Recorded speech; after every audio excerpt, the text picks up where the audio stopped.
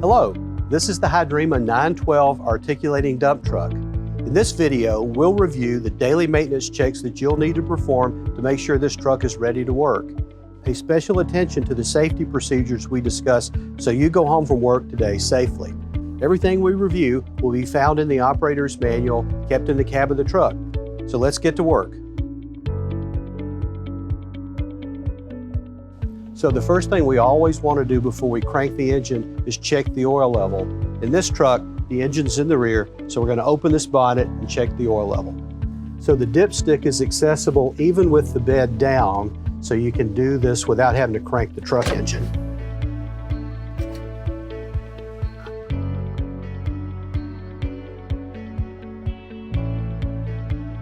Once we've replaced the dipstick and locked it in position, we need to close this bonnet back. In this step, we're going to begin in the battery compartment and check the batteries. So inside the battery compartment, we're going to be looking for connections of the terminals, make sure that those are good and tight and there's no corrosion. This is a new vehicle, so this looks good. Also be aware that this truck has a 24-volt electrical system, so if you need to boost the battery, follow the instructions mounted on this bulkhead when you do that to avoid damaging the electrical components. Also housed in the battery compartment is the windshield washer fluid reservoir, so check to make sure that there's plenty of fluid in this reservoir. Now that the battery compartment checks are complete, we need to engage the battery in the truck. So we'll turn the battery switch to the engaged position. Now the truck is energized so we can start it.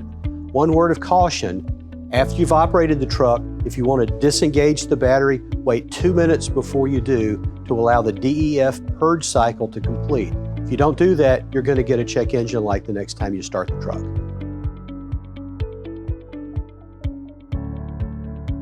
We're now going to check all of the air filters on the truck. They're all mounted on this side of the cab. The cabin air filter is mounted underneath the roof. You only need to take that off and check it once per week. The engine air filter has a pre-filtered dust bowl at the beginning. To access the dust bowl, you unscrew this wing nut on the top, lift off the dust bowl, dump the coarse dirt out.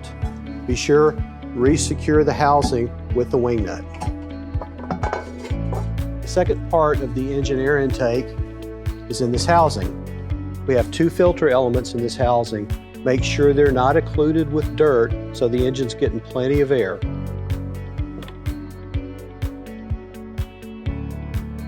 For our next step, we need to raise the dump bed in the back to gain access to do our maintenance checks. So we'll come back to the cab, crank the truck.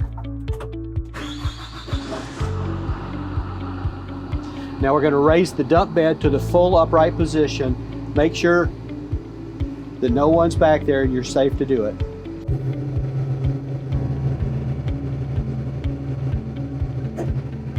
Now that we've shut down the engine and the dump bed is raised, we're going to take the key with us as we go back to do our checks in the back. That ensures that no one could enter the cab and crank the engine while we're under that bed. The next step we're going to do is critical to our safety. We're going to need to pin the bed to make sure that it can't come down while we're working in this area. The 2 pins are housed here on the side of the truck. We'll remove both of these pins from their holders, place both of the pins underneath the bed, and secure them in place with their safety clips. Be sure to use both pins to secure this bed, as one is not enough.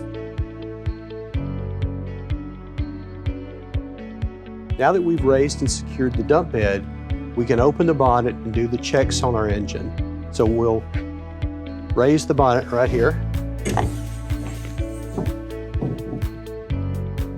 Several things we want to check under here. Primarily, we're looking for loose hoses or wires. We're going to check the coolant level up there on the engine. The fuel water separators right here. We'll look for leaks on it. Every 50 hours, we're going to need to drain the water off that fuel water separator. And then we'll look for the air intake in the exhaust hoses to make sure that they're in place and look secure.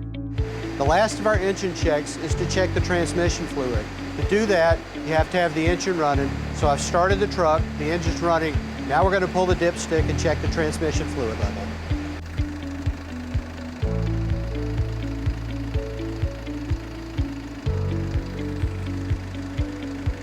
We've now completed our engine checks under the bonnet, and you'll want to close this bonnet before you put the bed down.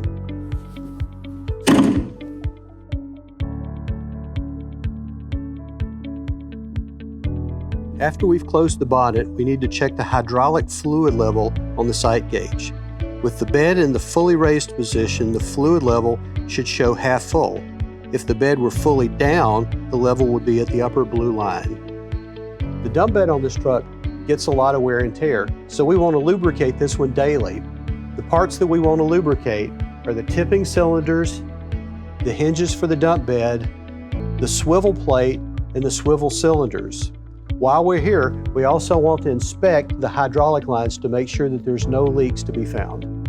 Also, on a weekly basis, you'll want to lubricate the articulation joint, the articulation cylinders, and the drivetrain on the truck. On a daily basis, we want to check each tire on the truck to look for any tire damage or wear. On a weekly basis, we also want to check the inflation on each tire. Next, we'll open the DEF panel opposite the driver's entry door. In this area, we'll be looking for any loose wires, leaks, or loose cables. We've now completed all the checks that we need to do under the dump bed, so we're going to remove the safety pins, return them to their housing. So we've now completed all of our maintenance checks. We want to return to the cab, crank the truck, and lower the bed. So we'll do that now.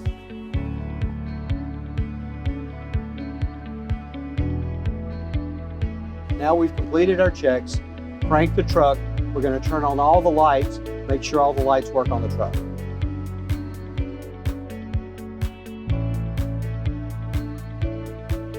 We've now completed the maintenance steps for this truck. All these are printed in the operator's manual.